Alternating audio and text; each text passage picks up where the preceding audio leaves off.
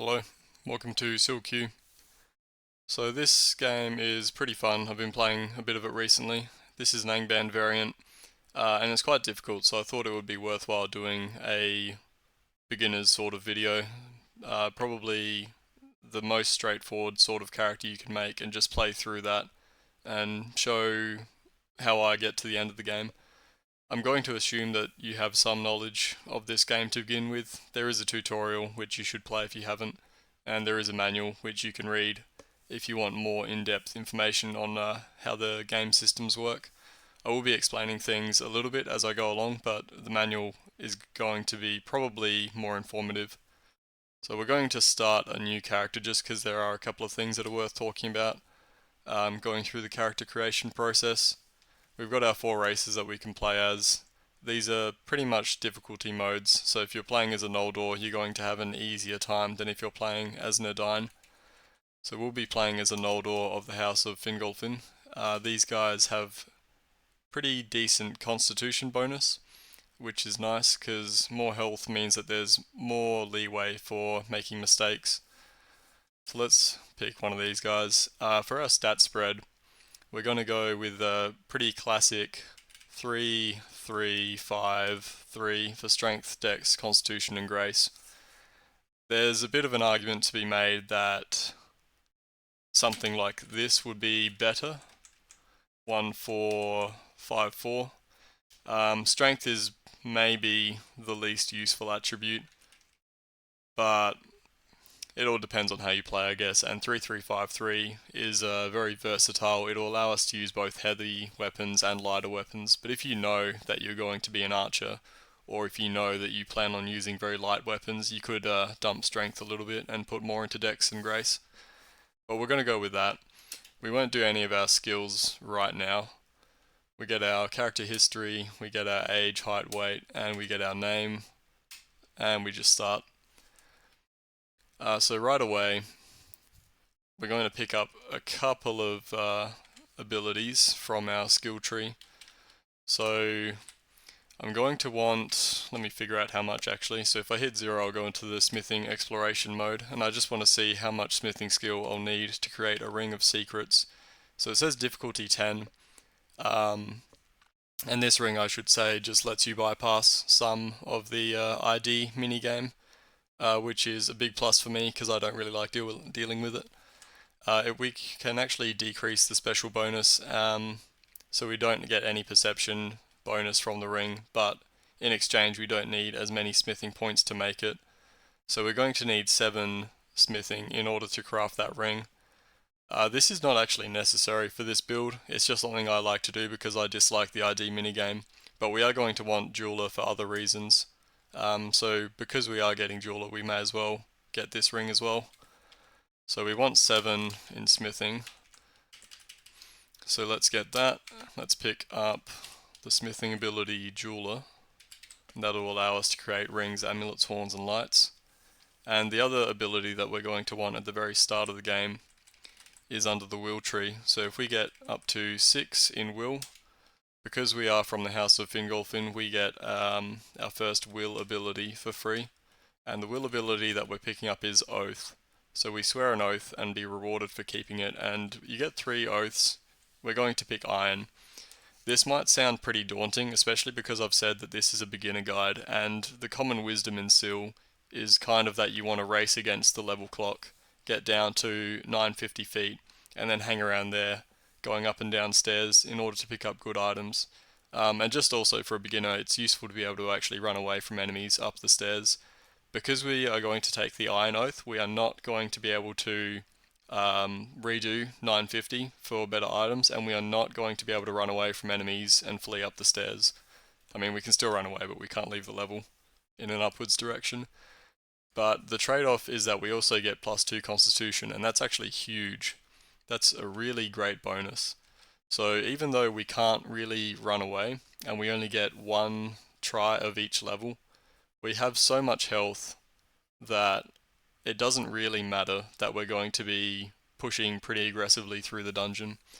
So for our remaining points, let's just dump the rest into melee and evasion. For most of the game, you're going to want to keep pumping up melee and evasion pretty close within a couple of points of each other. And also finally, let's set up a couple of options just because I like things a little bit different from the default. I don't like the beep, let's get rid of that. And we definitely want this one. This is probably the most important interface option to set, know all monster info. That just means that when we examine a monster, we'll actually know what its abilities are instead of having to fight it to find out. And the other thing I usually set is just to center the map. If you're coming from like Dungeon Crawl Stone Soup or something like that, that'll be more natural for you, and let's just make this delay factor a little bit faster. Okay, so I think that's all of the admin stuff, I guess, to get out of the way. Now we can actually get to playing the game. So for this first level at 50 feet, it's pretty straightforward. There's nothing here that can really do that much damage to us. It's pretty unlikely that we'll die, especially because we do have 71 health at the moment, which is ridiculous. So let's just go around the level and kill a bunch of stuff. Tactics wise, you do want to fight in corridors towards the start of the game before you've picked up some more abilities at least. These wolves are not too smart, so they will chase you into corridors, but more intelligent enemies like orcs, you might have to coax them in using a couple of tricks that we can talk about when we get to that. Any armor that you can pick up is good, so we do want to be picking up armor. Finding a bow on the first level is not really relevant for us, but it's pretty nice if you're a archer character, because you can sometimes go several levels without finding a bow at all. And I'm going to pick up this spear as well. So we do start with a melee weapon, but the melee weapon that we start with is not particularly great. It's got a -1 attack modifier. I think I'll prefer to wield a spear instead. So at the moment our melee is +5 to hit and 2d8 for damage. If we wield the spear, we go from +5 to +6, and we get a 1d14. If you've read the manual, you'll know that there's a whole bunch of intricate interplay between weapon weight, dexterity to hit values, and criticals, which influence the damage of your weapon.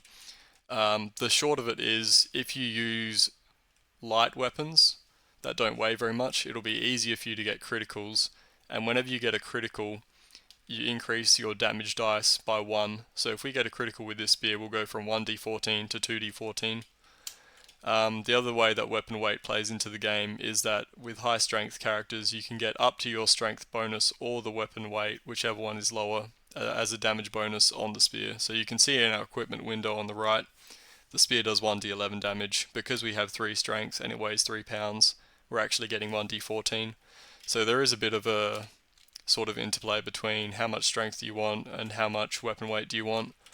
I find that it's usually better to go for the lighter weapons, but I think that might just be a preference thing. People have certainly won the game with heavy weapons. There's some special daggers on the ground here. Something that's good to do when you see a special item is you can actually look at your known objects. If we look at swords, actually no, it doesn't show it here. I'm sure there's a way to do it somehow.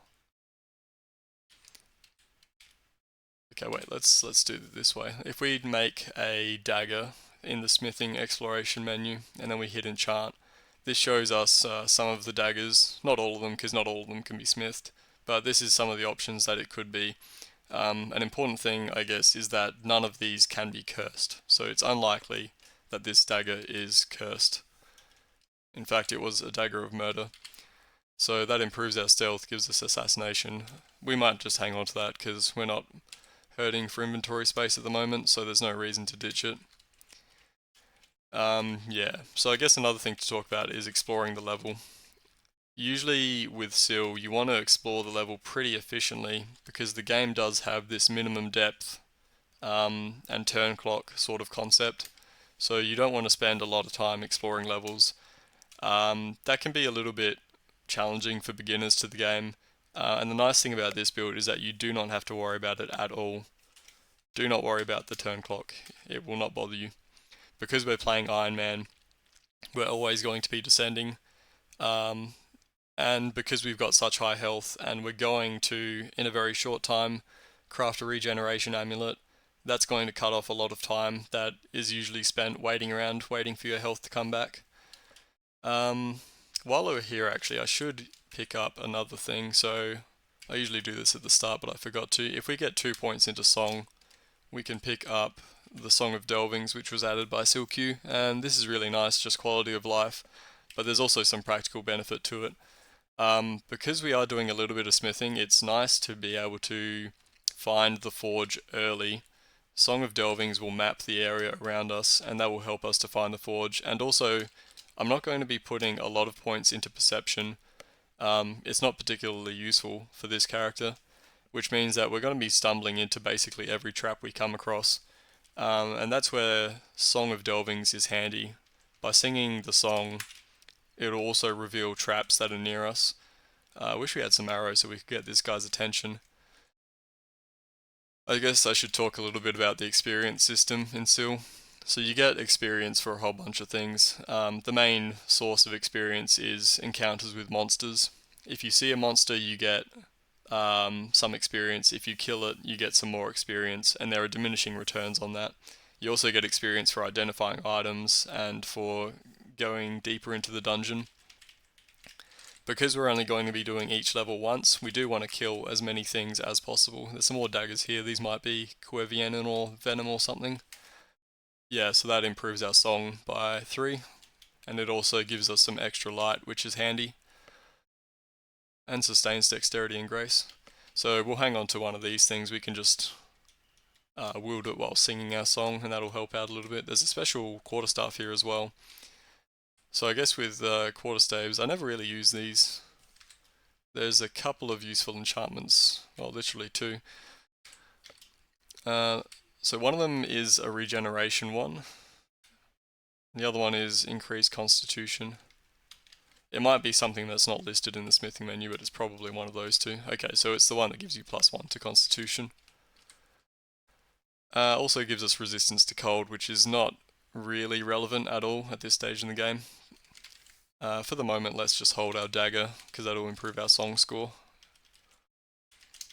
You can actually see back here, I think we identified this trap through singing. Okay, so there's a Grimhawk here. If we had a bow, it would be nice to just shoot him. There's some enemies that are quite evasive, and shooting with a bow only rolls your archery score against half their evasion instead of their full value. We can just fight him with the dagger, that's probably fine. Yeah, he doesn't have a lot of health. There's other enemies like this Madthorn who have protection instead of evasion. So what you want for these guys is a high dice weapon, especially for these thorn enemies because they can't be critically hit. So the dagger is pretty useless. Let's hop over to the quarterstaff, I guess. We can bash this guy. These yellow ones can confuse you. It's a bit unlikely because we have put some points into will. Let's back up into the corridor. We can just continue using the quarterstaff. It's a fine weapon. There's some more wolves over that way. There's some spiders here. These guys can poison you, but it's not a huge deal unless you get swarmed. Okay, so there's some orcs here. So these guys are actually intelligent. So if we try and do our corridor trick, you'll see that when we stepped into the corridor, he stepped away. The reason for that is that different intelligence enemies in Sil have different behaviors. So if that was a wolf or a bat, it probably would have happily chased us into the corridor. But because this guy's an orc and he's part of a group, what he's going to try and do is he's going to get his buddies and probably try and come around this corridor up behind us if we stayed in here for a long time. We obviously don't want to get cornered on both sides. Enemies get a bonus if they're surrounding you. So what we want to do is kind of bait him towards the corridor entrance and fight him. That was actually pretty easy because his buddy wandered off and didn't realize that we were fighting. There's this guy over here. I'm actually going to take off our torch. We can fight him with the dagger. These guys can dim torches and lanterns, which is not a huge deal, especially because we're only using wooden torches at the moment, but I don't really want him to reduce our light. Light is another important aspect of Sil, which we can talk about more when it becomes more relevant. Okay, so here's some wolves. They're going to chase us into the corridor, which is fine. That orc guy has finally noticed us. It looks like he ran away. There's a serpent over here, which is actually something relevant for our quarterstaff, because this guy does have a cold branded attack. Or not cold branded, but he can breathe cold, I think. Oh, maybe not. This guy doesn't. Oh no, there it is. Breathe frost 2d4. So that's like very little damage, but I guess the frost resistance could be useful. This guy's fleeing. There's a whole morale system in Sil as well, which I probably won't get too much into depth, but the basic of it is if you're high health and the enemy is low health, they'll be afraid of you and run away. If you're really low health and they're high health, they'll be aggressive and pursue you. And there's a few enemies that just don't really interact with the morale system at all, like these thorns are mindless, so they don't care. Trolls, unless it's magical fear, will stay aggressive even if they're at low health. We did pick up a greatsword from that guy, so let's just swap to that. We do get a -2 to attack, but we have much higher damage, and that's useful for these thorn enemies, again, because they can't be critically hit. I'm going to swap over to a studded leather from our regular leather, just because there's a little bit more protection, and I think protection is probably more valuable for us than evasion. Okay, let's not get surrounded. So let's see, I'm not low enough health that the orcs are confident enough to chase me into this corridor, but what I can do is I can close the door.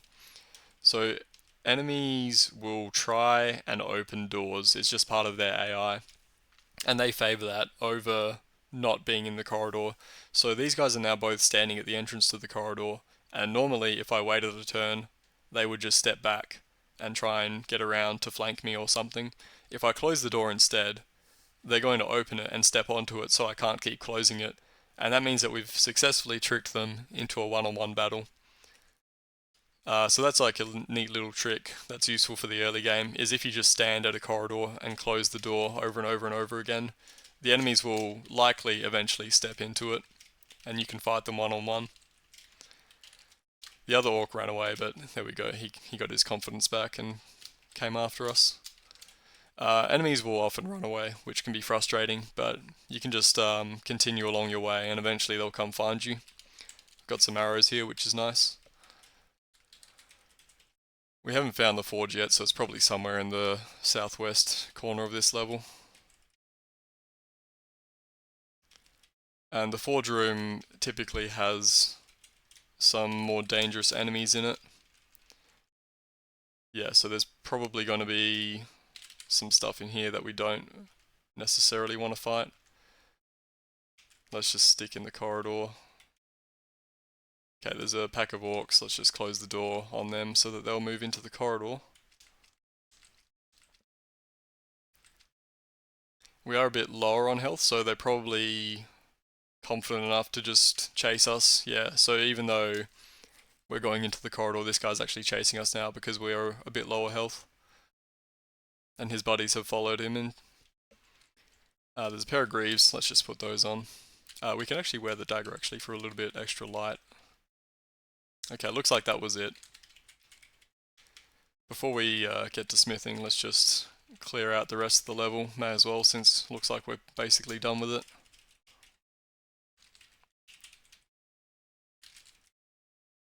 That pair of boots there, there's an argument to be made that boots are better than greaves. At this stage I'm just going to be prioritizing more protection value, because one of the more dangerous enemies at this stage of the game, I guess, are archers, and evasion is not so good against archer enemies. Anyway, here we are at the forge. I didn't mention it before, but it's important that you keep 250 experience available so you can actually make the Ring of Secrets. So let's make that first of all. We decrease the special bonus so that we can actually do it. And then we accept. We now have a Ring of Secrets. We've got 2 potions and a herb that are unidentified. So as soon as we put on this ring, and a staff actually, so that's 4 unidentified items. As soon as we put on the ring, we'll identify the herb, the potions, and the staff, because this ring gives us alchemy, which just identifies all of the consumable items and staves, basically. So that cuts out like 90% of the identification minigame, which is nice. And also, identifying items without having to use them is pretty good. So there's a few things that are not obvious and it might take you a couple of tries to actually identify it, but with this, that won't be an issue. It's down to preference really. If you're really into the ID minigame, you can probably just skip this, but we're getting Jeweler anyway, so why not? The other things that we're going to make are 2 amulets. So we're going to make regeneration, which will increase our hunger. We'll get hungry 3 times faster, but we'll also regenerate, which is really nice. And we'll make another amulet, and this will be Amulet of Preservation. So that will sustain our constitution and grace and reduce our hunger by the inverse. So instead of getting hungry 3 times faster, we'll get hungry 3 times slower. This is probably not necessary as well, but if you're a beginner, it's good to have because if you're wearing regeneration constantly, you actually will run into hunger issues, and hunger issues aren't normally a problem in this game, but if you're wearing regeneration all the time, they can be. Because we're going to be swapping between those 2 amulets constantly, I'm actually going to inscribe them. So let's put at W1 on regeneration and oops, wrong item. And at W2 on preservation. So for the moment, while we're just wandering around, we'll wear the preservation, and if we're into combat, we'll swap over to the regen. We've got 1,500 experience. The next thing that we're shooting for is melee and evasion up to about 8 each, and then there's another ability that we can pick up. What are we wearing at the moment? Let's wear our greatsword for fighting these guys. And let's just make our way downstairs.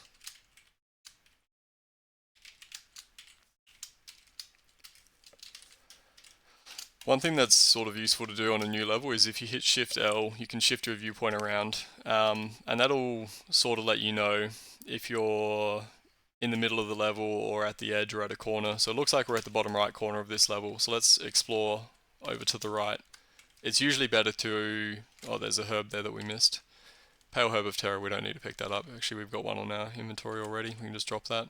It's usually better to explore a level from the outside in. Let's take off our torch, because there's a mulip. That guy's fleeing, that's fine. Birch Staff of Light and a cloak. Let's just wear the cloak right now. Oh, we need to put the torch back on.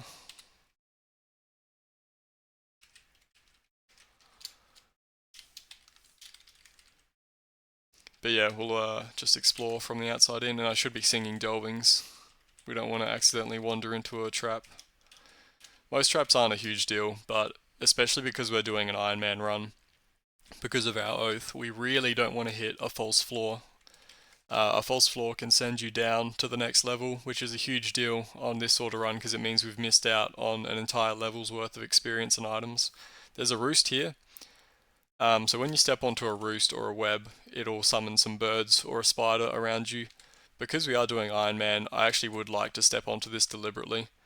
Just for some extra experience. Summoned a Gorkrow, which is one of the more dangerous bird type enemies. Summoned a few of them actually. Let's swap over to the Quarterstaff, just because that has higher to hit. And if we get around, we can run away from these guys. Sit in this corridor, and that's a more advantageous position to fight them from. Okay, let's go back to... I guess we can just wear the dagger, because we're going to be singing. It'll help us detect some more traps. This torch on the ground we can just use to refuel, because it's not at full capacity and it won't stack with our current torches. Gauntlets are a bit of an interesting thing. So they do reduce your melee accuracy by 1. So I don't really want to wear them at the moment. I'll pick them up in case we run into any archers.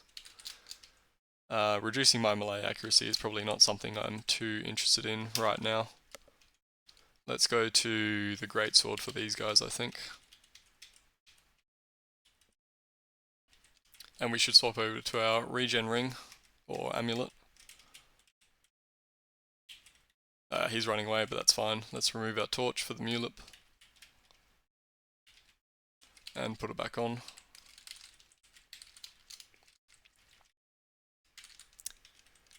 Okay, there's an archer actually over there, so we'll leave him be for the moment.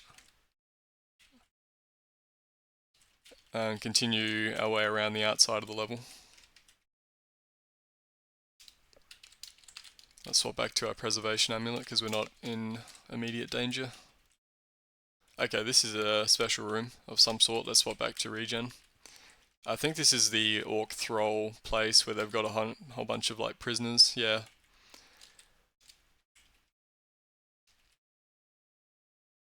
Yeah, there we go. Here's a whole bunch of thrall masters. These guys aren't too strong. We're not fighting in an optimal position because two of them can hit us at once, but they're not too dangerous and we've got our regen amulet, so we're not in much danger. This guy's sort of backed into a corner, so let's see if we can... Yep, there we go. Pin him in.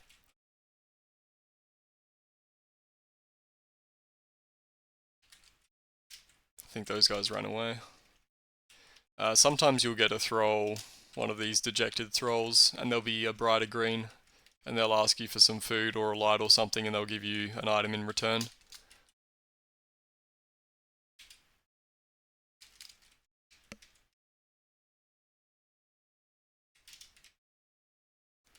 Wow, we had a lot of trouble hitting that guy. That's kind of why I didn't want to wear the gloves. Our melee and evasion are not super high. We did dump a whole bunch of experience right at the start into will and smithing, which would probably otherwise have been used on melee and evasion. So every little bit helps at this point. Okay, we've explored basically the whole level. Let's see if we can still have a go at these archers. So I will wear the gauntlets now for the extra protection value. We don't need the leather armor. Archers have a different set of AI to the orc soldiers that we've been fighting before. So they're another intelligent monster, but they'll behave a little bit differently. So archers will try and keep their distance from you. You can see they're running away. And they'll try and take pot shots at you. What you want to do is pin them against the wall like this, where you're approaching them in a vertical or horizontal line. You don't want to approach them diagonally because then they'll tend to move away. If I move directly upwards towards this guy, he's not going to run to either side, and then we can just attack him.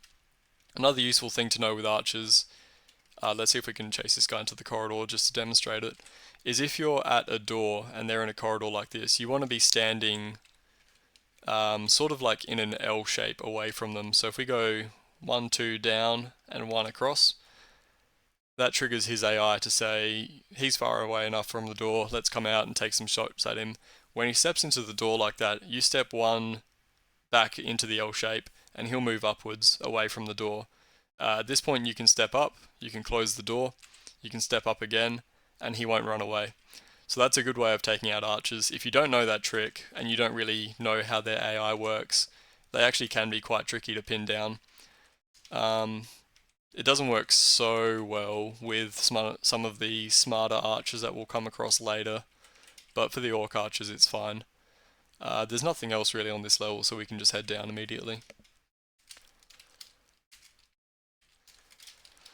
Again, let's do a little trick. Looks like we're at the top left corner of the level, so let's make our way up. There's a great spear on the ground here, which is a pretty nice weapon. It's got +2 to hit and 1d13, and it's not too heavy, so we can probably still get some crits with it. We can probably drop the Dagger of Murder and the Curved Sword at this point.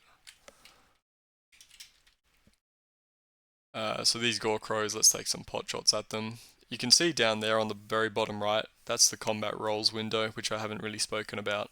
Because we shot an arrow, his stated evasion is +9, but because we shot an arrow at him, he only got a +4. So it's definitely worth taking some shots at these high evasive creatures, even if your archery is not very high. Let's back into the corridor. What we don't want to do is take shots when they're directly next to us, because it'll mean that they get a free attack on us. There's a special longsword here. This could be cursed.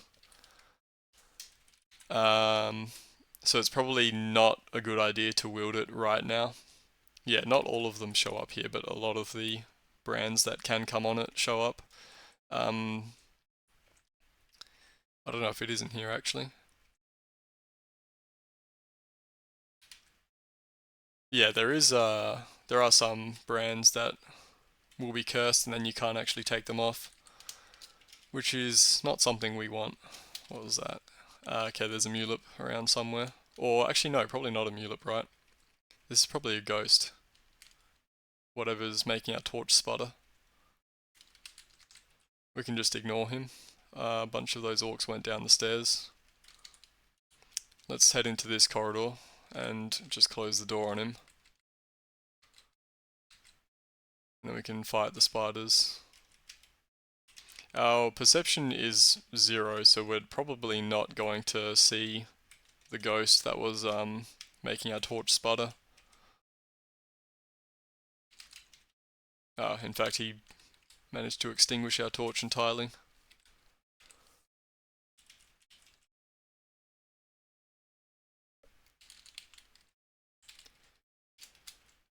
Here's a sword spider. This is a pretty dangerous enemy actually, especially because our melee and evasion is not as high as it should be, since we've spent a whole bunch on will and smithing. If you do get low like this, sword spiders, you can sometimes duck around the corner and they won't follow you. We've got our regeneration amulet on, so we shouldn't have to wait too long before we're back to full health. Let's go try again.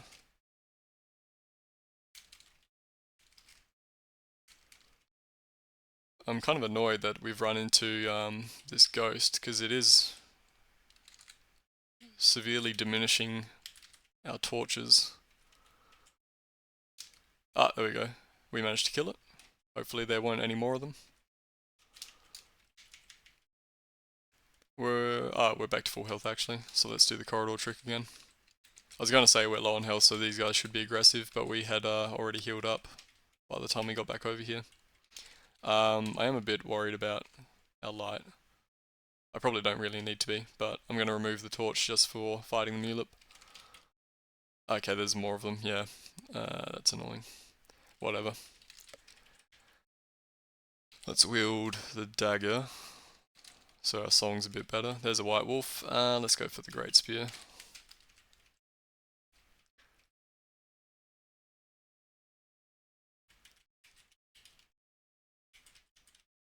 I was hoping we could hit the invisible enemy by just wandering around, but no luck.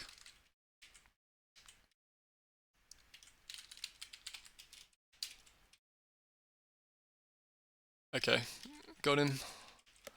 Managed to get him in the corridor there. Let's just explore to the left actually, because we're not really going around the outside anyway.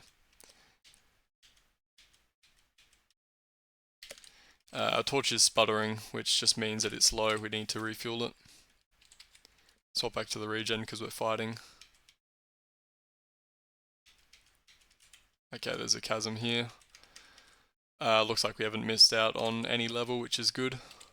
Sometimes a chasm can cut you off from about half the level, which is actually pretty bad. So hopefully there's another way around here. Again, we're doing Iron Man, so we want to fully explore levels and get every last bit of experience and items that we can. Okay, we could get around. Yep.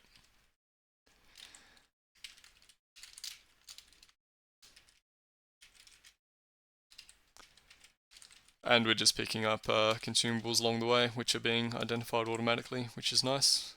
We're already wielding the Great Spear. That's a good weapon for these guys. It's our highest 2 melee that we've got.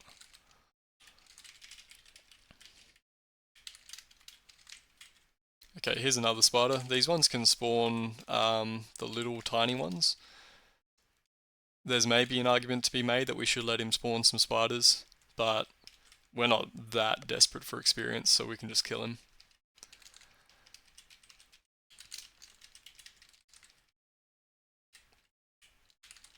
And looks like that's it for this level.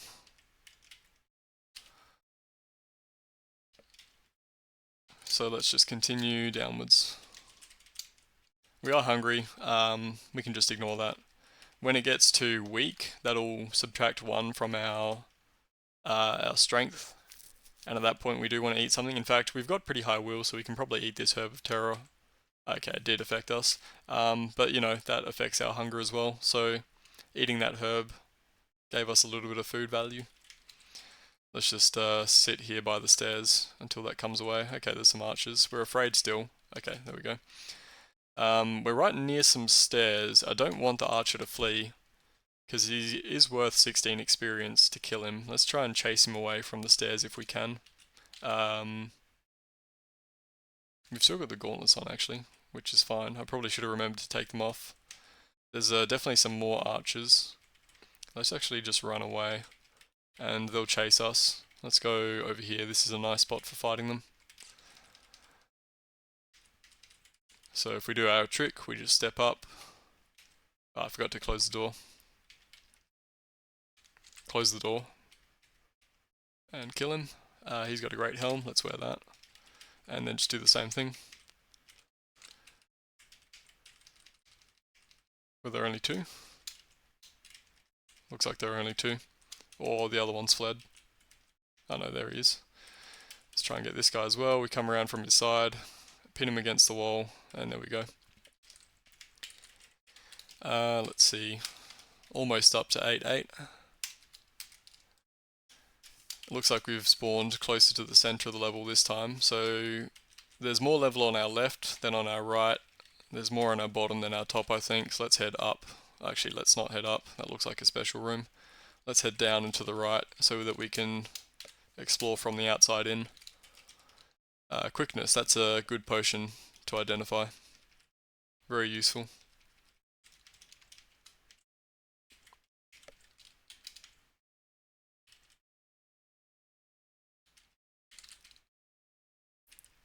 Let's wear our regen, because it looks like there's a whole bunch of... Oh, this is bad.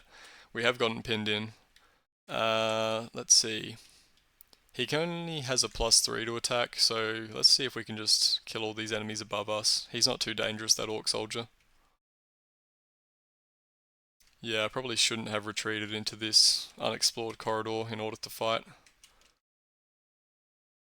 This is a little bit better. There is a bird behind us, I believe. Yep, there he is. Okay, managed to get him. We're getting hungry fast because we do have the regen on, but that's fine. It's also helping us stay at full health while we're fighting this lot of enemies. How much experience are these guys worth? They're only worth 1, so it's fine if they run away. Let's just scare them and make them run off. It is kind of still worth killing them because they do drop items occasionally. And if it's an unidentified item, that means more experience. I'm still wearing the gauntlets, I've just realised, but it's probably fine.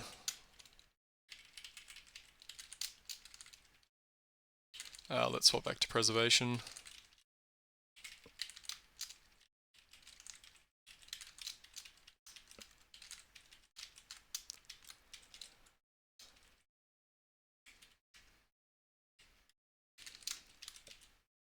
There's a battle axe here.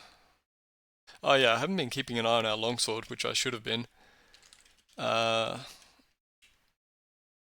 We should have been checking to see if it was glowing blue when we were near any orcs or spiders or wolves, because that would have told us if it was a weapon of Gondolin or Doriath.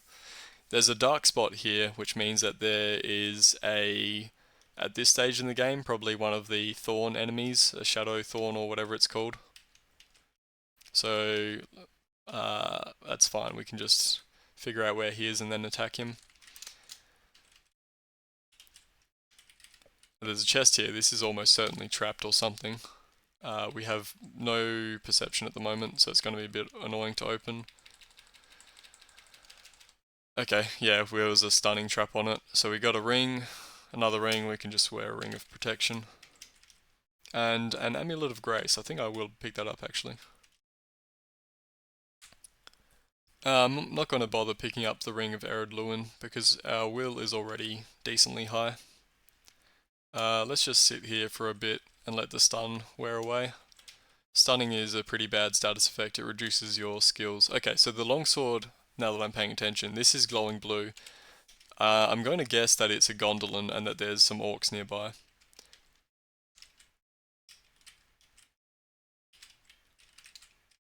Okay, so let's see. Your longsword strikes truly. So this is a longsword of Gondolin. This just means that it does an extra die of damage against orcs and trolls, and it will also reduce their morale more quickly. When they see their friends getting hit with Gondolin weapons, they become frightened much more quickly.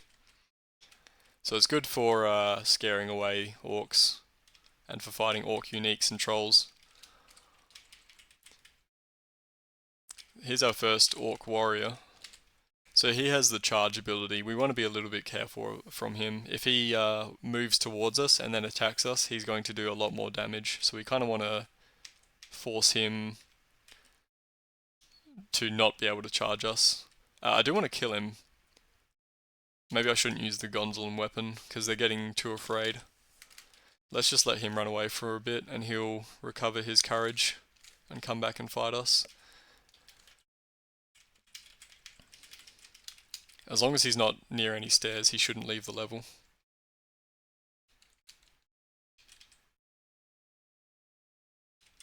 I moved down left there just so that he wouldn't get a charge in if he did hit us. So these guys as well, they're going to try and charge us. If we do the door trick though, I don't think they get a charge. I might be wrong on that. Hey, brass lantern, that's actually really useful. We're not going to wear it right now. We don't need the extra light just yet. Let's see if we can herd these guys towards the corner. There we go. Okay, that guy got afraid. We can maybe just shoot him.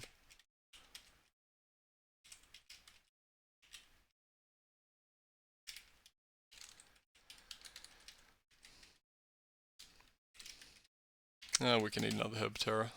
That one didn't affect us, so we managed to pass the will roll.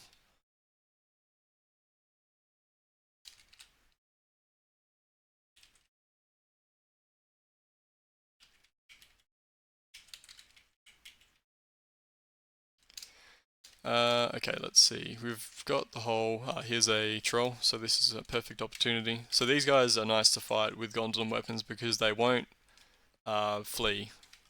They don't flee unless you're singing Elbreth, I think. So even though he should be fleeing at this point, instead he's set to Confident 0, which is unique to trolls, I think. Maybe a couple of other enemies.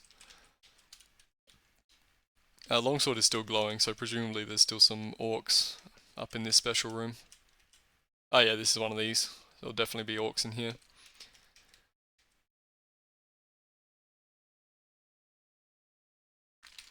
Let's hit more on our melee.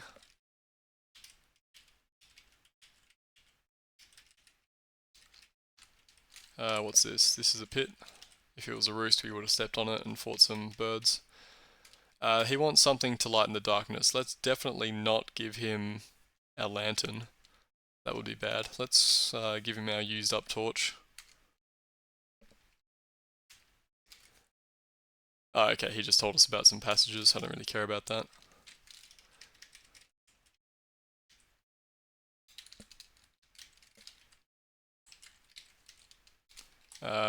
Pit again. In the early levels, there are those patches of sunlight. I think if you're standing in them, light-sensitive enemies get a bit of a penalty against you, but it's not a huge deal if you don't use them. Let's go up to this direction, actually. Let's try and remember to go around the outside of the level. We're still wearing our Gondolin weapon. I probably don't want to wear that because it'll scare away the orcs, and I do want to kill them. They're already getting scared anyway. Let's back up. A couple of orc warriors have just entered.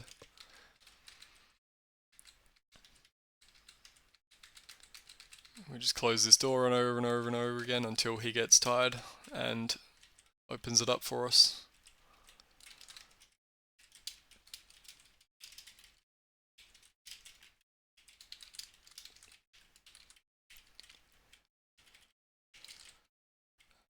And we've got a lot of these thrall rooms. I usually don't find so many. Looks like this room is... Oops, he managed to knock our weapon out of our hand. Looks like this room is kind of a dead end, so we should be able to just use the Gondolin weapon, and even though they'll get frightened, they've got nowhere to go.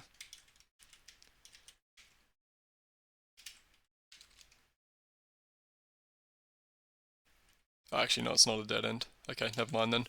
Let's go back to the Great Spear.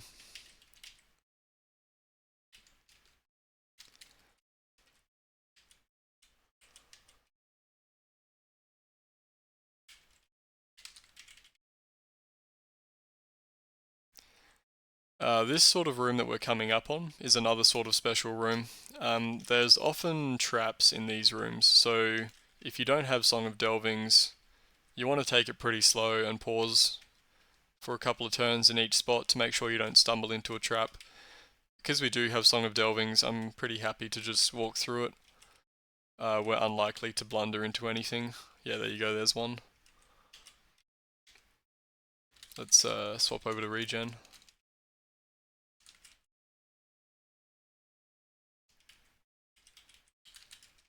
There is a Malorn torch here. If you haven't found a lantern yet, that can be good to pick up. It'll occasionally have light value of 2. So if you're fighting a darkness monster, you'll sometimes be able to see them. Let's just eat this bread. We're finding a lot of these thrall areas. I think this is another one. Let's wear the longsword for a bit of extra light. Looks like there are no orcs left because... oh, hang on, it's glowing again.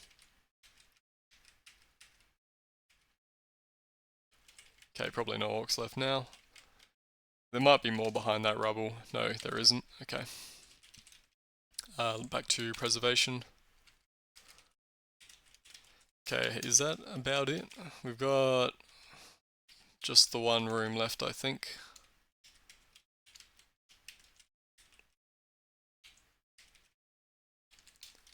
And we did hit 8-8 for Malayan Evasion, so now we're going to save up experience for a couple of abilities, which are pretty useful.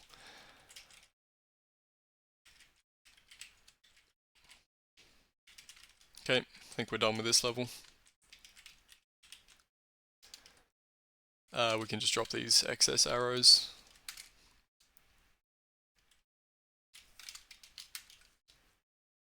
Oh, okay, that's how it does it. Cool, so because we helped out that thrall earlier, we've actually already mapped this level. I'm still going to be singing Delvings because he hasn't told us where any of the traps are, and I'm sure that there is at least one trap on this level. It doesn't look like a very big level, which is a bit unfortunate. Yeah, there you go, there's some traps. But whatever. Yeah. There's another forge here, so there's guaranteed forges on a few of the levels. I think 100 feet, 300 feet, and 500 feet all have guaranteed forges. There is a couple more things that we can make, and we should just make things anyway, as much as we can, because if we make any items that we haven't seen yet, we will get the experience for identifying them. Let's just step on this roost and summon some crows around us for more experience. Let's swap over to the Great Spear for the extra plus to hit.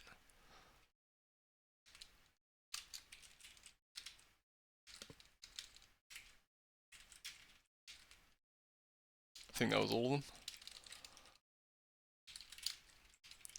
Again, it is a forge, so there might be some more dangerous enemies in there. Just some white wolves. Okay, that's not too dangerous. Ah, and an orc champion. He's also not too dangerous, but good to kill one of them. They're worth a bit of experience. Let's wield the dagger for a bit of extra light. Troll. Okay, let's swap over to Gondolin. And wear regen. Kinda wanna kill this orc, I mean not orc, this wolf before he runs away. Whatever. Just the one troll looks like. Yeah, anyway. Oh no, he's still here.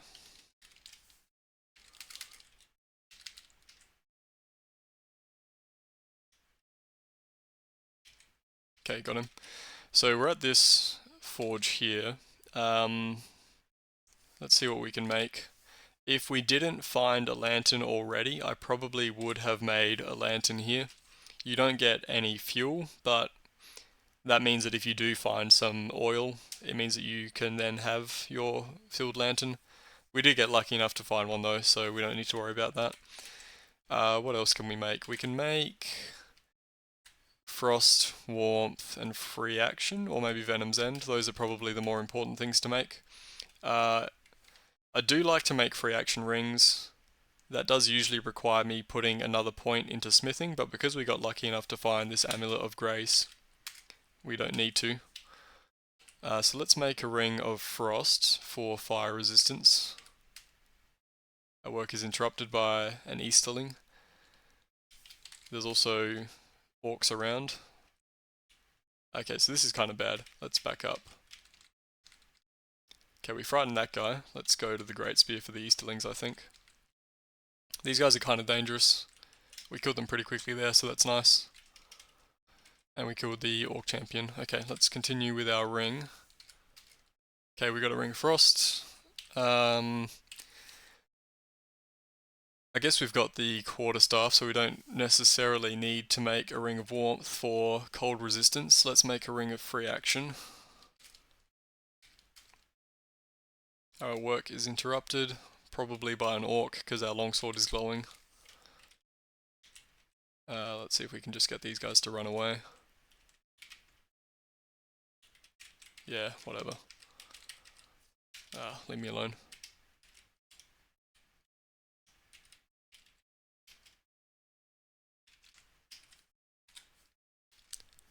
Interrupted again.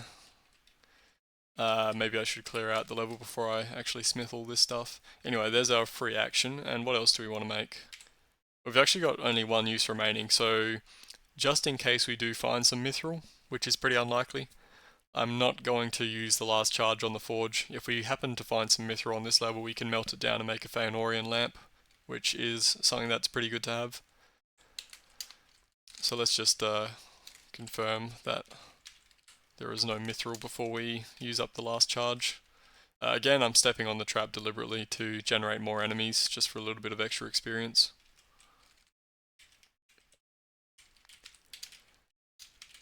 There's a Wraith here, so this guy can reduce dexterity, I believe on our Quarterstaff actually. Was it? No, something else. This is Constitution and Grace. Was it the dagger? Yeah, this sustains dexterity and grace. So if we wanted to be sure that our dexterity doesn't get drained, we would use this. Probably not worth it. The way that this drain touch works is it's a will check. So it's our will versus his will, and then there's a d10 rolled on that. So if our will is 10 higher than his will, it should be impossible for him to drain our dexterity. Our will is 11, his is 5. So it's not impossible, but it's pretty unlikely. We also do have enough experience now to pick up dodging and flanking. So dodging will give us +3 to evasion if we moved on our last turn, and flanking will attack enemies when we step around them, which we will be doing with dodging. So dodging is really great, probably better than a lot of beginners realize. If you think about a +3 bonus to evasion, that means that we've saved 3 points on paying for it ourselves. Right now, evasion costs 900, 1000, and 1100 to increase. So that, at this point, evasion has saved us, 3,000 experience. But at the end of the game, we're going to be around 20 evasion, which means that having dodging will have saved us around over 6,000 experience. So dodging is a really good skill if you're a melee character. We want to kill this guy quick. Even though it's unlikely that he reduces our dexterity, it's still possible. So let's go for our... I don't think he can be critically hit, can he? He's resistant to critical hits, so instead of using the Great Spear, we probably want our big Great Sword. Feel awkward for a moment, but it passes. That means that we succeeded on the will check. And we got him. Cool. Back to the Great Spear.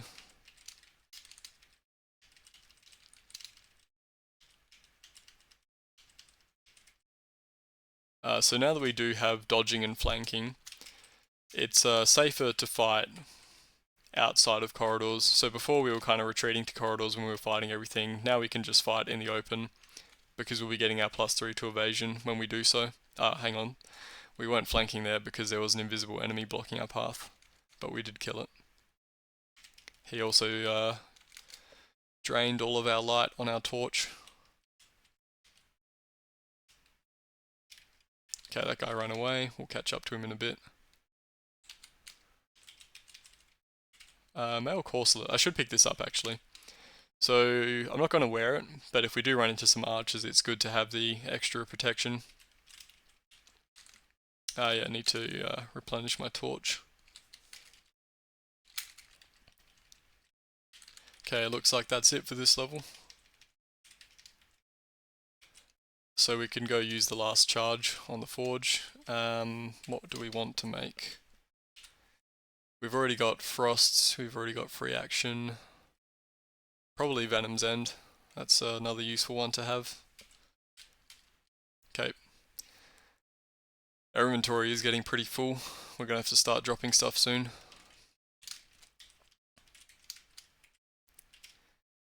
Down to the next one.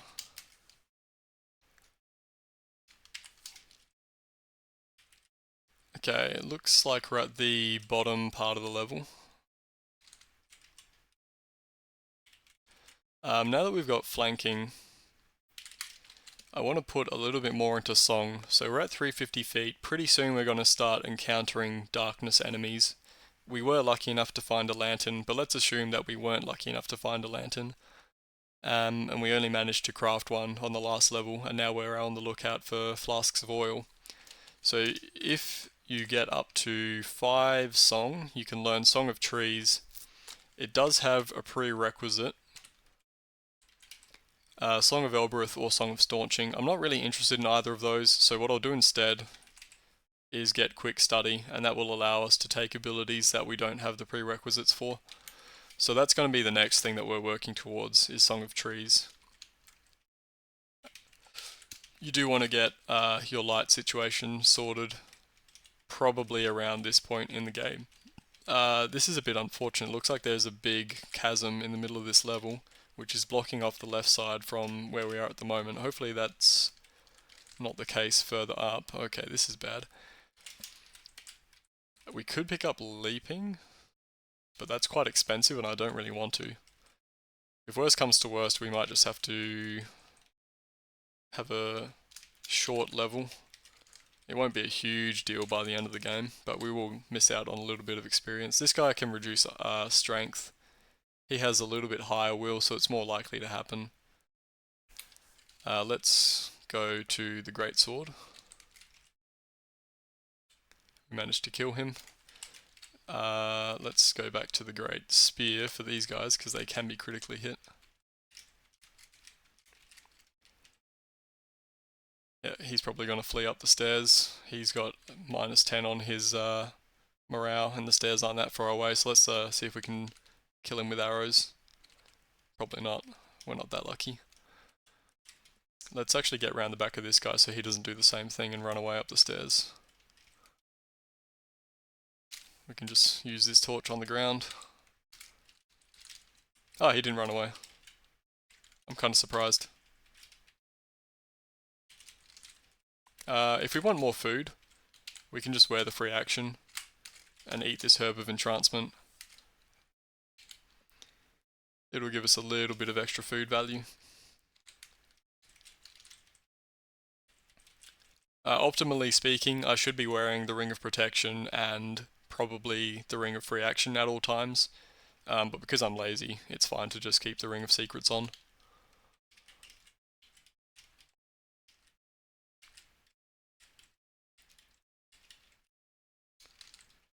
So we did manage to get around here, so the chasm wasn't as bad as I was fearing. That's an even better Ring of Protection, that's actually quite good.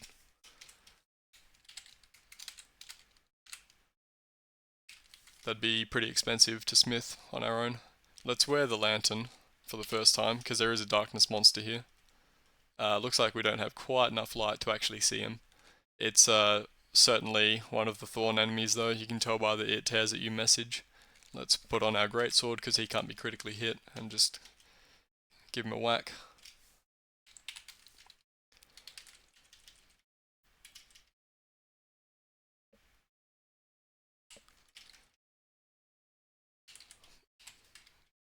+1 damage daggers.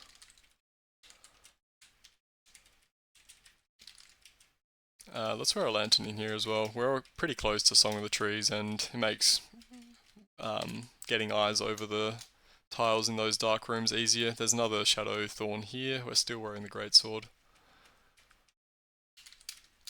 Let's put on our Venom's End, because we've just run into a poison enemy. And also put on our regeneration, because our voice is quite low at the moment. Also Venom's End, because... oh no, that's a warg, not a werewolf. Let's just step up into the room. Get our flanking.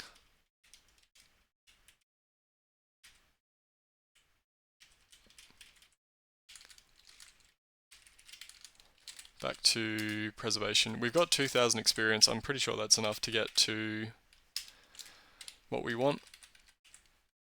Okay, so actually no, it's not. We need 500 for the perception ability, and then we need 500 for Song of the Trees. But we're pretty close. So soon enough we won't have to worry too much about our light. Which means we may as well just keep on wearing the lantern. Some Eastlings coming in. Let's swap over to the Great Spear. We haven't found a shield yet, I don't think.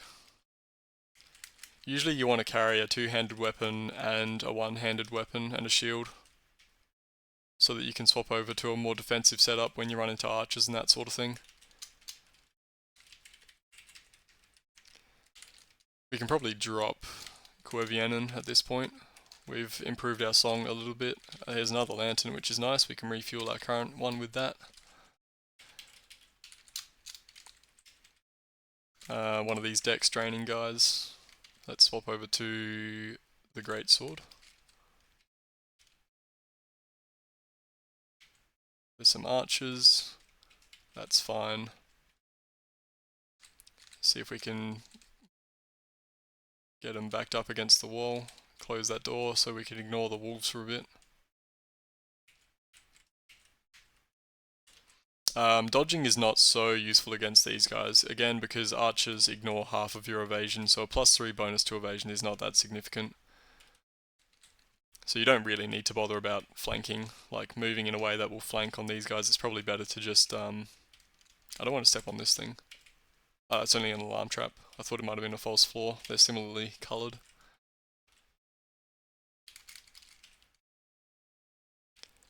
I forgot what I was saying. I'm sure it was very insightful. Something about archers. Yeah, you don't need to worry about the flanking stuff with archers so much. It's more important to be in a position that they'll be pinned in like that. There's some bread over here, we can just eat that.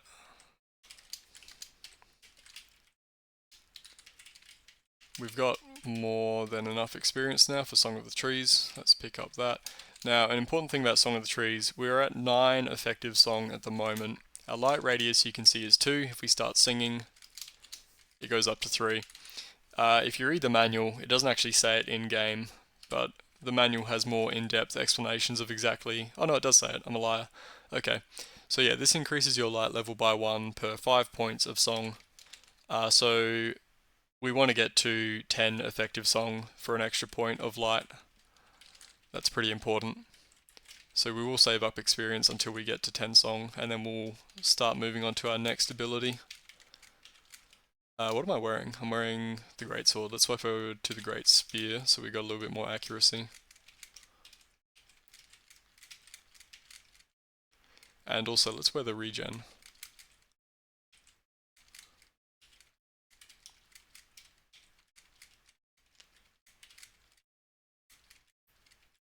The Eastling warriors have flanking as well. I don't know if I mentioned that, but that's why they're kind of moving around us in a strange sort of way.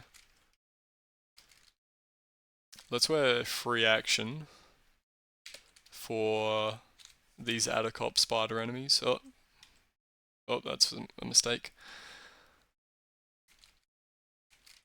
I should not have run towards them while that spider was behind us.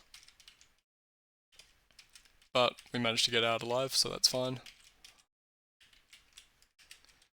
The free action for these guys is because they can shoot webs at you, and we don't want to be tangled up in a web.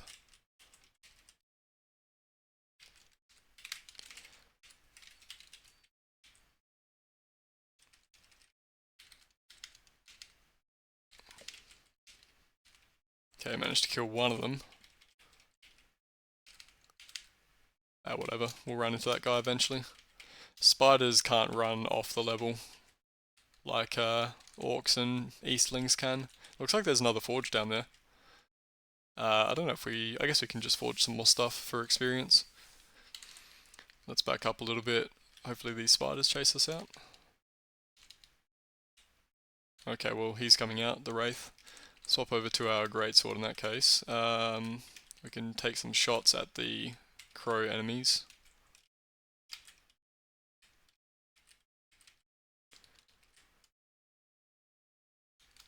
Swap back to our great spear for more accuracy. We should be wearing our ring of frost while we're fighting the ruby serpent, just in case he does breathe fire on us, but he didn't, so that's fine. And back to protection. We have enough points now for 10 song, so now we can light up rooms like this, which makes it a little bit quicker to explore as well.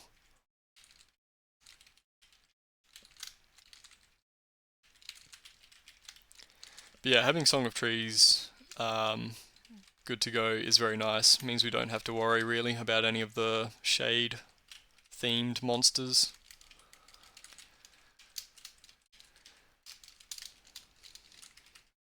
Looks like this is a special room, so there'll be a whole bunch of enemies in this area. These hammer horns can confuse or stun or something. Yeah, confuse. We've got pretty good will, and they have pretty low will, so it's unlikely to happen.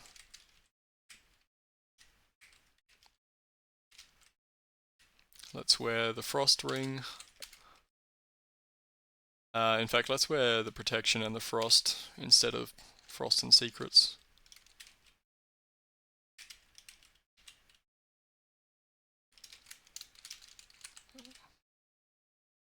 Okay, there's a whole bunch of crap around here. Let's run away actually. We can fight him out here. And let's wear our gondolin so we can maybe just scare this guy away for the moment and focus on the Easterlings. I should mention with Song of the Trees as well, it's worth singing while you're fighting orcs and trolls because they are light sensitive. Next time I'm fighting an orc or a troll, I'll show you what I'm talking about. So this guy, it says here he has +5 defense, right? We just attacked him, you can see there in the bottom right, he only got a +3 to his evasion roll. The reason for that is that we have our bright light of 4. So if you have bright light, it'll actually reduce the evasion and attack of light sensitive monsters. So he attacked us, he was meant to get a +6 to his attack, he only got a +4. We attacked him, he was meant to get a +5 to his defense, but he only got a +3. So that's pretty useful, especially against some of the later troll enemies who are kind of dangerous. But if you're singing Song of the Trees, they become a bit wimpier. I shouldn't have done my whole flanking thing with the archers. Too used to doing it against everyone. Yeah, with archers you more want to just pin them down so that they don't run away from you.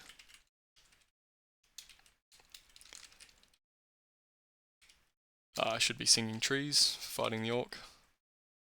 And we got him.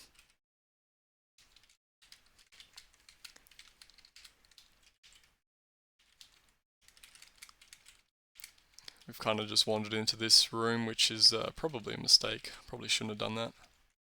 We are confused now, whatever, that's fine. We are wearing our regen, we'll be okay. Let's sing Song of the Trees. You'll see again, this troll, he normally has a defense of +3. If we attack him, he only got +1.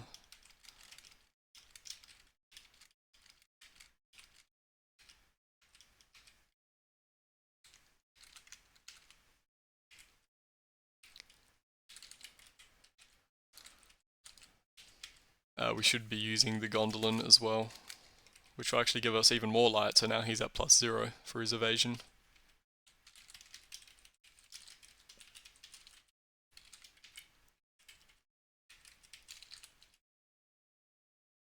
What's this? Pit and a pit, no roosts. Eat the herb of sustenance. And we got another forge. Before we get to that forge, let's just explore the rest of the level. Oh, here's a orc unique. No, that's not. Just more captain. Okay. I probably don't want to use the gondolin. I don't want to scare him away. We can sing trees, I guess. Actually, I think Song of the Trees also reduces their... Hopefully he doesn't flee up the stairs. Because I would like to kill that guy. Song of the Trees might also reduce their morale, so maybe I shouldn't have sung that while I was fighting him if I wanted to get the kill in on him. Let's swap over to the male corselet actually, while all these archers are around, because they're taking a lot of shots at us, and we're just out in the open, so we're not dodging or reducing their damage at all. But if we've got enough armor on, okay good, he didn't run away. If we've got enough armor on, they just like can't really hurt us unless they get a really high roll. Cool, killed that guy. Because we killed their captain, they're all going to start fleeing, which is probably fine. How much experience are these guys giving us? Only 2. So they're worth killing for the drop that they may have, but otherwise, whatever, they can run away if they want. No, keep on flanking them. I shouldn't be doing that.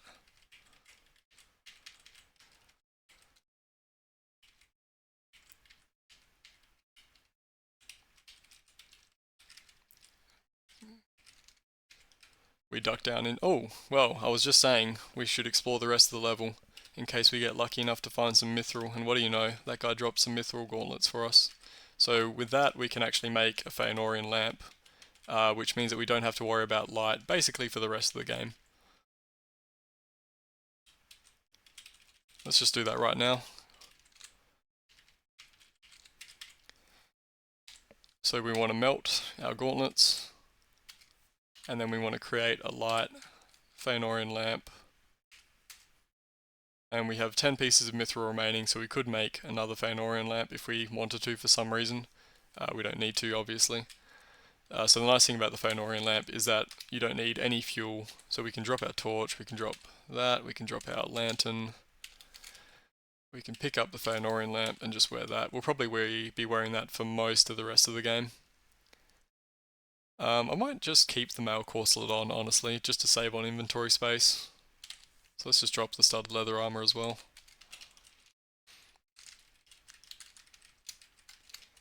Okay, another orc champion.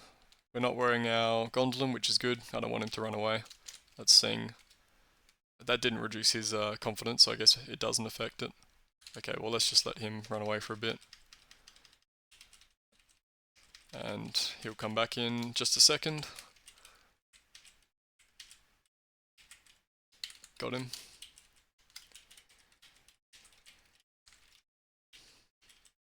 Another wraith. Swap over to the greatsword. Are these light vulnerable? They are. Okay, so if we sing trees, same thing. He gets +0 to his evasion instead of whatever he was meant to have.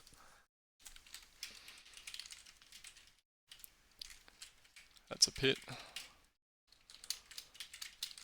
And what's that? Piece of dark bread, we can just eat that. And I think that is it for this level. We still have a couple of uses on this forge. 2 uses remaining, we should just go forge something. Doesn't have to be something we'll necessarily use because we will get 100 experience for identifying the item. But you know, stuff that you can use is better to make. So something that might be nice to make would be Haunted Dreams, I guess. We could also make Vigilant Eye if we decrease the special bonus. So that'll give us keen senses, which will let us see invisible creatures more easily and provide resistance to hallucination. If we make instead Haunted Dreams, that also gives us the ability to see invisible, and it can draw wraiths to our level. There's probably something stupid you can do where you deliberately draw wraiths to your level to get some extra experience, but you know, it's not really worth it. Otherwise, what else can we make? We can make a Ring of Warmth. and can probably just drop the quarterstaff and carry that instead. I think that's worth doing.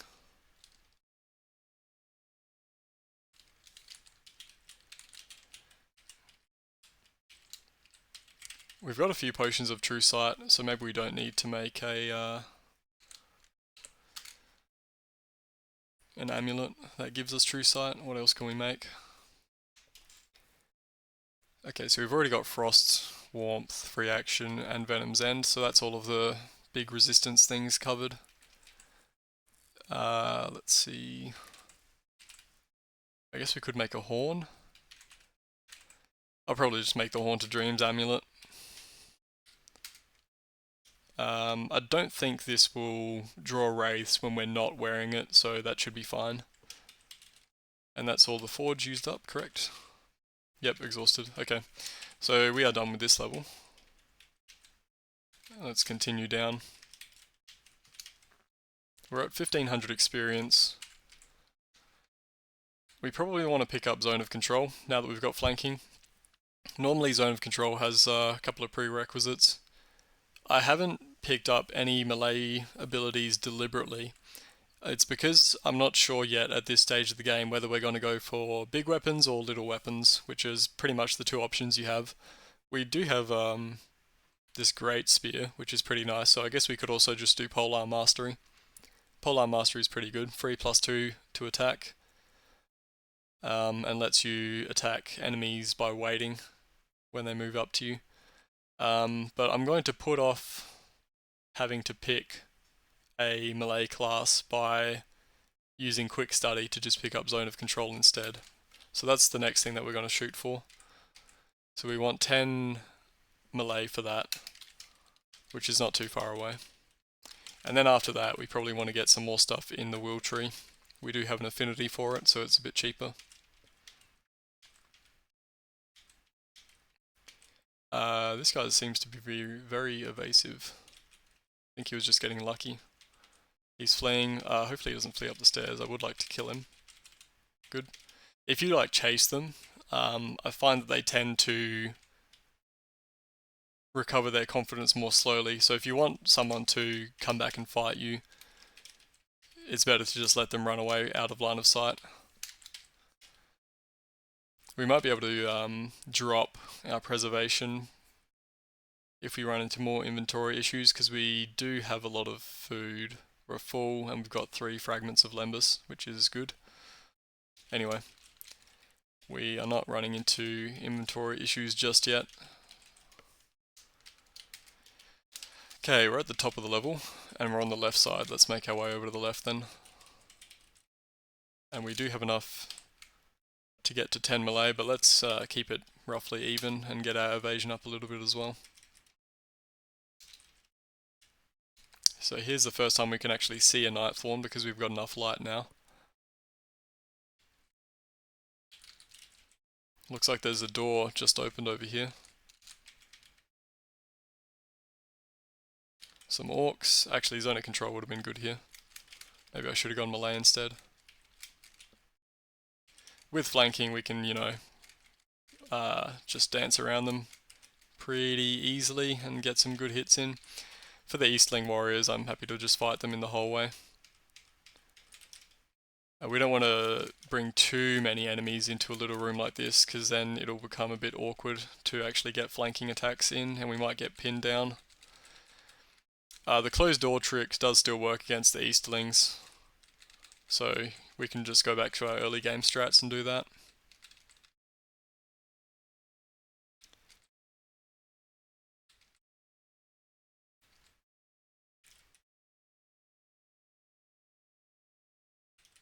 I think that orc ran away.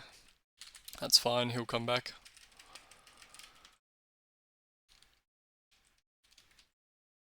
Maybe not. They seem to be afraid of us.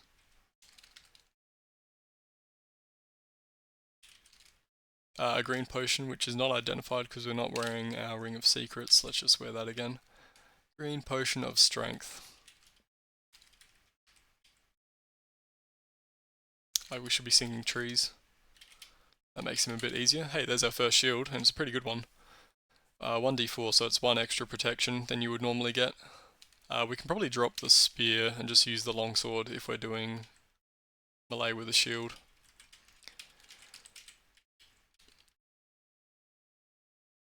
There is a distended spider over here. When we're fighting him, we are going to want the Venom's End ring on. We can put that over secrets. You guys aren't light sensitive, are you? No.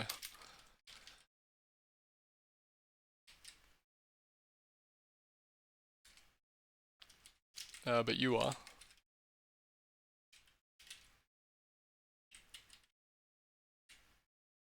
Okay, he's fleeing. Let's just let him run away. He'll come back in a bit. In the meantime, let's go fight the spider.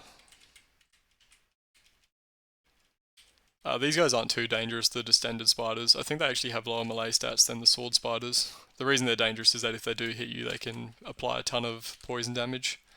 Where did that orc champion end up? He was in this room. He might have run away.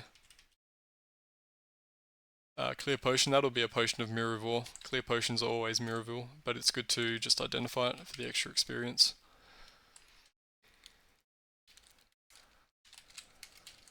There's a web here, so what we can do with the web, same thing that we do with the roost, except we want to make sure we're wearing our free action ring, and probably our Venom's End ring. We just step on top of the web, that'll summon a spider, and then with our free action we'll break out of the web really easily.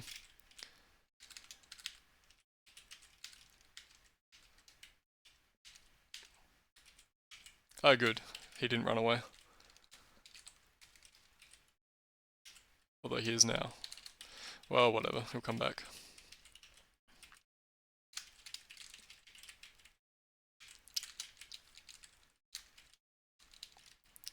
I think maybe the trees does make them lose their morale more quickly, because they seem to be running away much sooner than I thought they would be. Mottled Herb of Healing, that's a good find. This guy, Snow Troll, we do want to wear our Ring of Warmth, because they have this freeze attack, which will do 3d9 damage if we don't resist cold. Let's stick our Ring of Warmth on. Sing the trees, we're already singing the trees. Let's wield our Longsword of Gondolin. There we go. Brazen Horn of Thunder. Suns, your enemies don't really care about that. The Kite Shield, I don't really want, we've already got a decent round shield.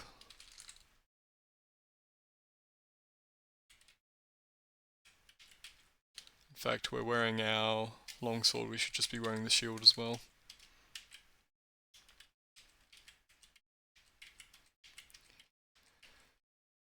It does take a lot longer to kill these guys with a longsword than it did with the great spear. Okay, here's a Whispering Shadow.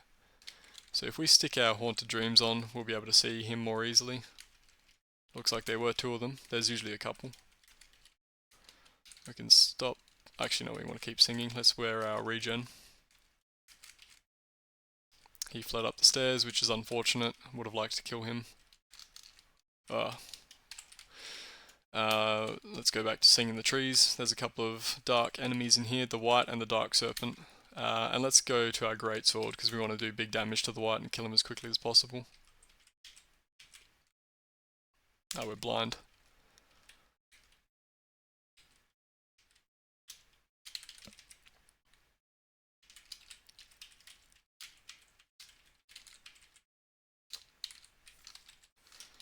Something invisible hit us.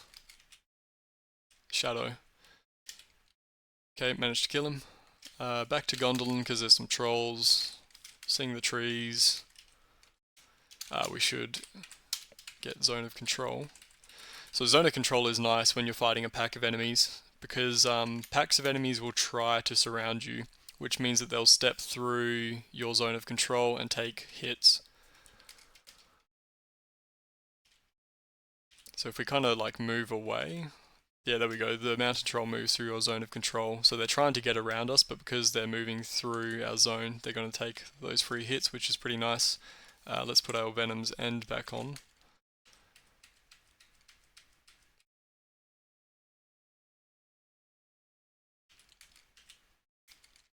What are we wearing at the moment? Let's go to the Great Spear.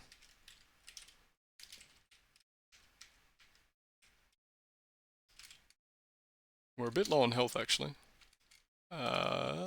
Good. No, not good. There's a shadow there. Crap. Let's eat the Herb of Healing. That's annoying. Kill the spider. Good.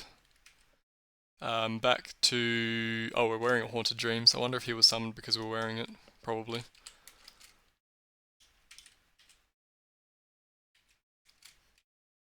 Let's get out into this open area so we can run away. That's the shadow there.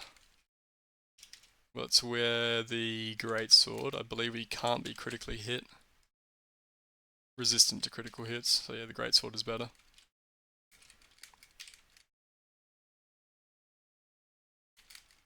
He is doing some damage. Let's run away for a little bit. Oh, we don't have our regen on. Let's wear the regen.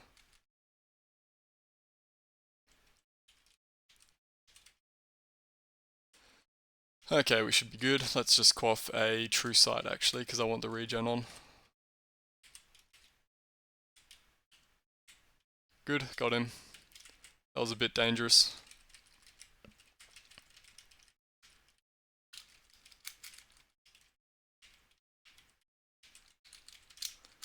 Let's just...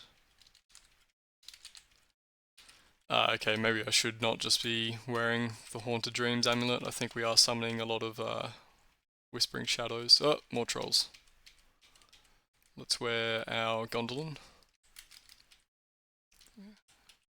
Not get ourselves trapped. Back to the Great Spear, I think.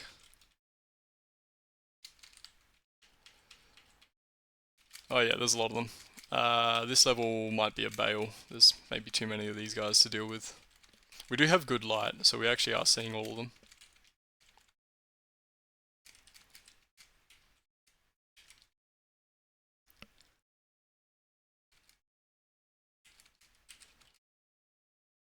Blinded. Let's just run away for a bit.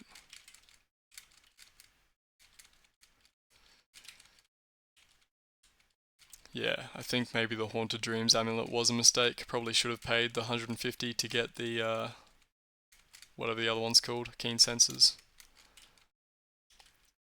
And we've kind of trapped ourselves. This is, yeah, not good. Let's use the Staff of Light. Okay, we've got a spot next to us, let's just run away. I think we just bail this level, but I would like to explore the rest of it if we can. If we leave that section of the level alone, I think they will forget about us and just sort of hang around there.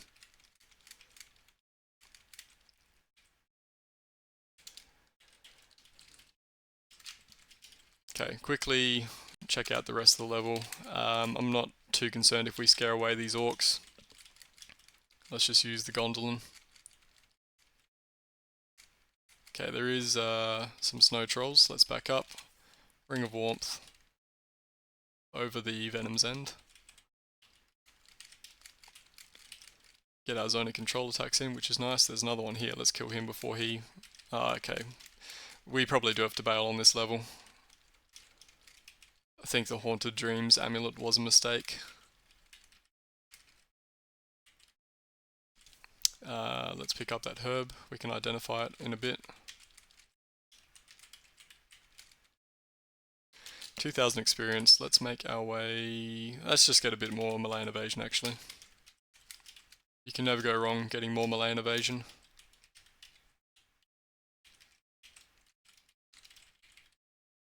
If we get far enough away, I think they should forget about us. The issue is that we can't really get that far away because there's all these enemies right here.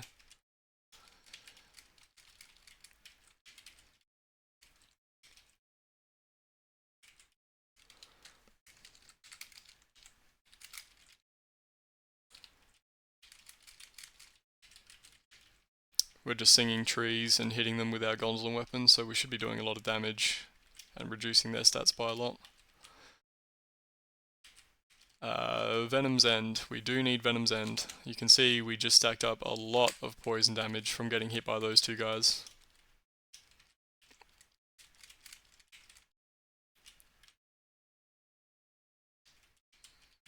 kind of nice in a way because it'll boost the morale of these guys so they won't run away quite so much. Back to the greatsword for the Night Thorn.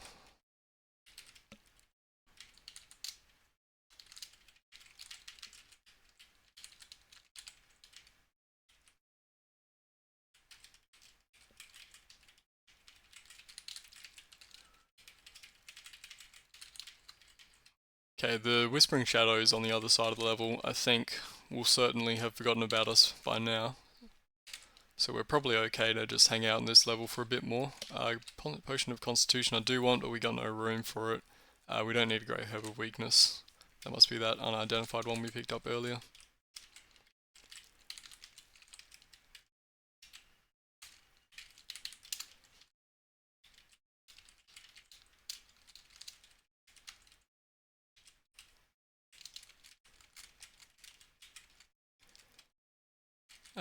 Yeah, nothing much to say here, just gone through the level normally. Looks like we missed a room back there, which will probably take some time to circle back to if we continue the way we were going, so let's just check it out now. That's a nice glaive.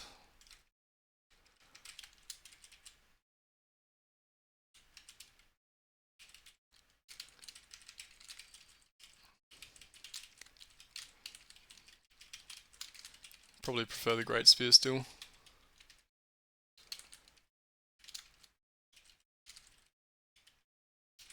Okay, I think we are just about done.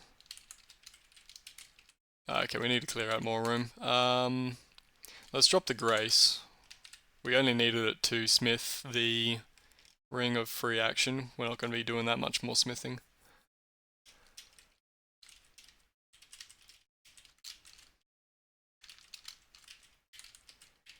And I'm going to say that we're done with this level.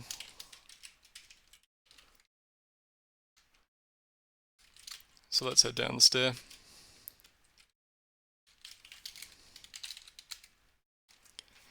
At some point we can also just drop the Ring of Secrets.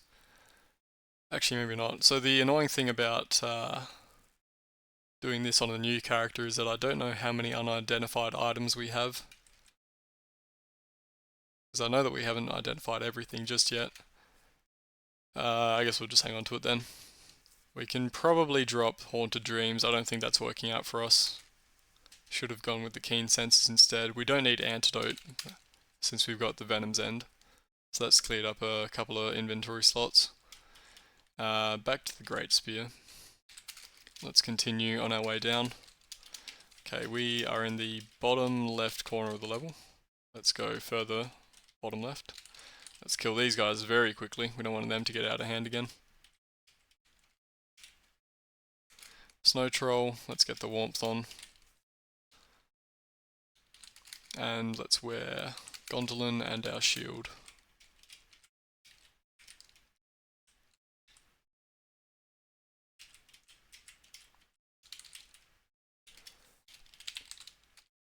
We got another potion there, which was, don't know actually. Not sure what colour potion we just picked up. Dark green. It was a... Am I blind? I don't see dark green. Oh, there we go. Dark green potion of healing. That's a good one to identify. Let's put the regeneration on. Our voice is pretty low. Ah, here we go. Here's an Orc unique. He's going to run away because of the morale effect of using the Gondolin weapon. He's pretty close to some stairs, so hopefully he doesn't leave the level, but if he does, you know, no big deal. I would like to kill him, so ideally he doesn't run away. Flanking, well sorry, not flanking, zone of control works out really well with these Easterlings, because they try and flank you, which means that they walk through your zone and take a hit. But yeah, zone of control helps out quite a lot in these situations where there's a million enemies in the room. It's unfortunate that the rubble is right there. That actually limits our mobility a lot in this room.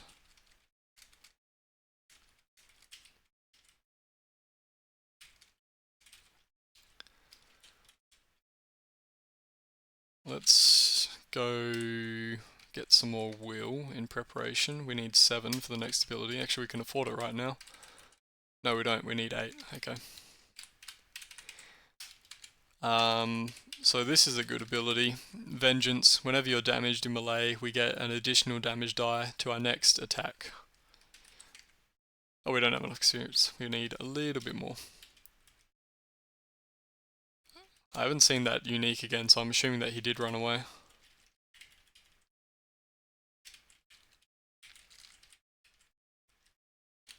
Let's actually swap away from Gondolin, because it's kind of annoying me that they're running away so much.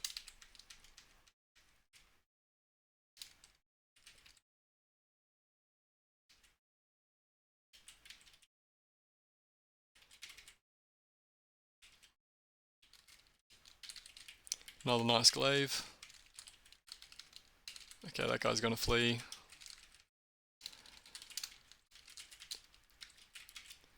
We don't need slowness. Yeah, I reckon that unique must have fled up the stairs, which is annoying. It would have been nice to kill him.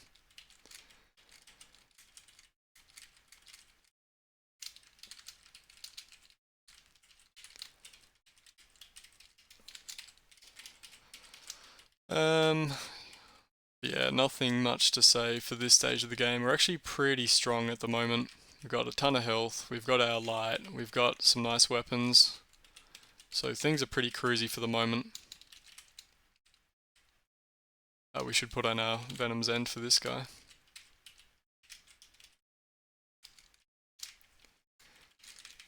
And I don't know if we've actually seen it yet, the Vengeance kicking in. We need to find more difficult enemies for that to actually be noticeable.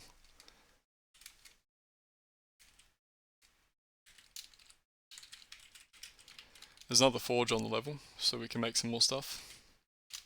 Okay, so he didn't do any damage.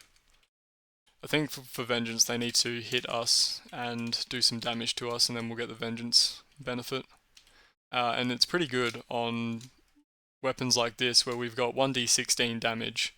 So an extra damage die on that goes to 2d16, which is pretty significant. Let's stick our Ring of Secrets on so we can identify whatever this thing is. Clarity, I guess we don't really need clarity, we can just leave that on the ground.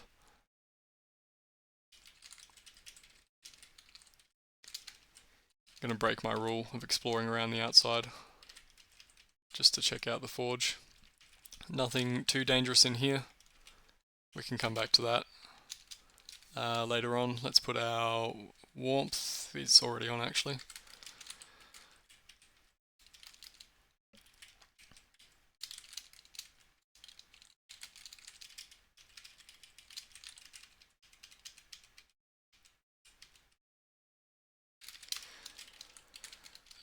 More fleeing orcs.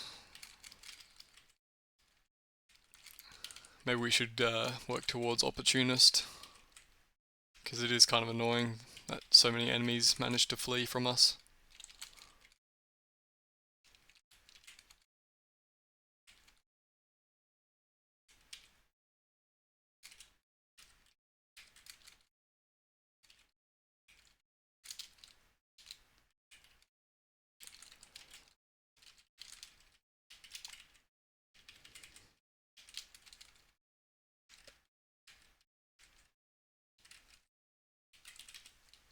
Okay, some special daggers here. I think we haven't identified daggers of murder or daggers of poison yet, so it's probably one of them.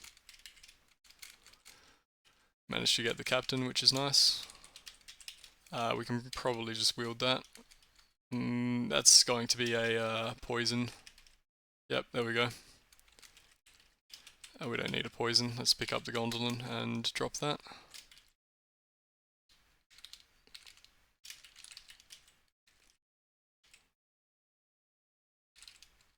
Melon Torch of True Sight. That might be handy. We've got potions, we probably don't need to pick that up. We can just let that guy flee, who cares.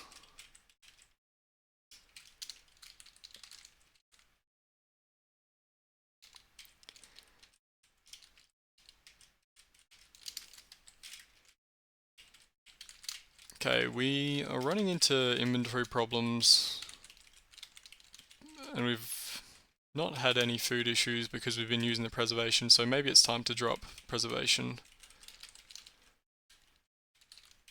and just wear regen constantly. Whatever.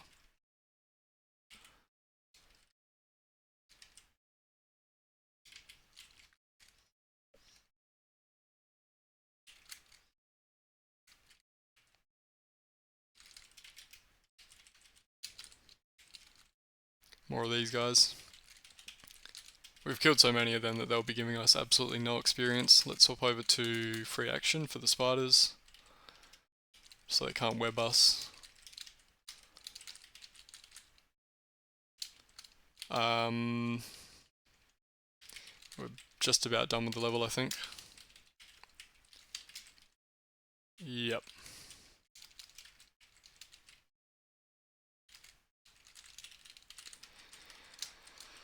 Okay, so let's see.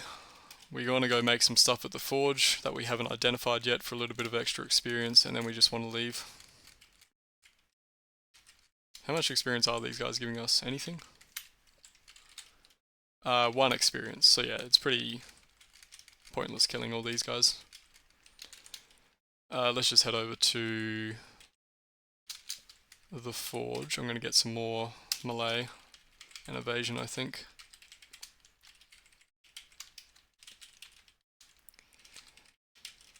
And let's see, what can we make? I'm probably not going to use the stuff that we make, just making it for the sake of identifying it. I don't think we've seen an evasion ring yet, so let's make one of them. Let's see, what else? I don't think we've seen an accuracy ring. In fact, we can't decrease it. Let's make one of them. Yeah, extra 100 experience, so that's something. And what else haven't we seen? I think we've seen Arid Lewin. I don't think we can actually make the strength and dex rings. We've seen Cowardice. I don't think we've seen like Wendy. Let's decrease the special bonus. Yeah, we got an extra 100 experience for that as well. Okay, let's just move on from this level. Is this a stair? Down staircase, yep, cool.